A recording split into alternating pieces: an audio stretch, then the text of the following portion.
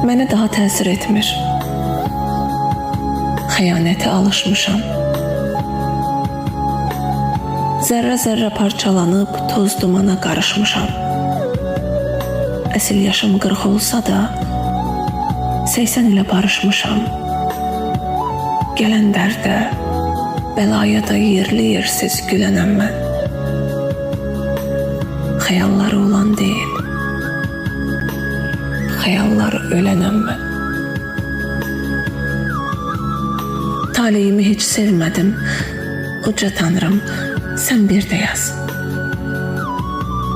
Məndə hər fəsil olmuyor, ya borandı, ya da ayaz. Ruhumda yaralar dərin, hamı saxta, hamı dayaz.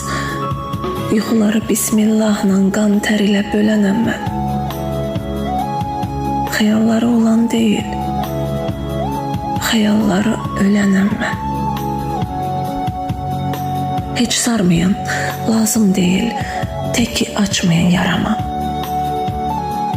Taleyimdən incimişəm, kimsə düzəltmir aranı. Məndə göy qurşağı yoxdur, sadəcə sevdim qaranı. Əhdi qara, taxtı qara, baxtı qara gələnəm mən. Xəyalları olan deyil, xəyalları ölənəm mən. Sarılmağa kimsə yoxdur, ey rozigar, sən də əsmə sərt.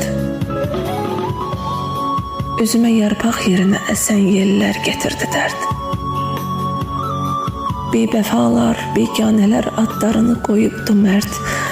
Gərək sizin qarşınızda bir toz olam, ələnəm mən. Xəyalları olan deyil, xəyalları ölənəm mən. Ay vəfasız nankör insan,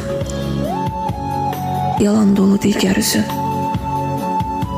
Önüm, arxam, sağım, solum ya təəssüf, ya da hüzün. Mənim qəlbim qapqaradır, fərqi yox gecə gündüzün. Çiçəkləri əllərində quruyan bir şairəm mən. Xəyalları olan deyil, xəyalları ölənəm mən. Dünənimə heyfslənir, heç bilmirəm sabahımı. Sizlərə yazığım gəlir, bəsdir almayan ahımı. Bu şeirim də üsyan dolu. Allah, əff et günahımı. Dizlərimi vurub yerə, səndən rəhmət dilərəm mən. Xəyallar olan deyil,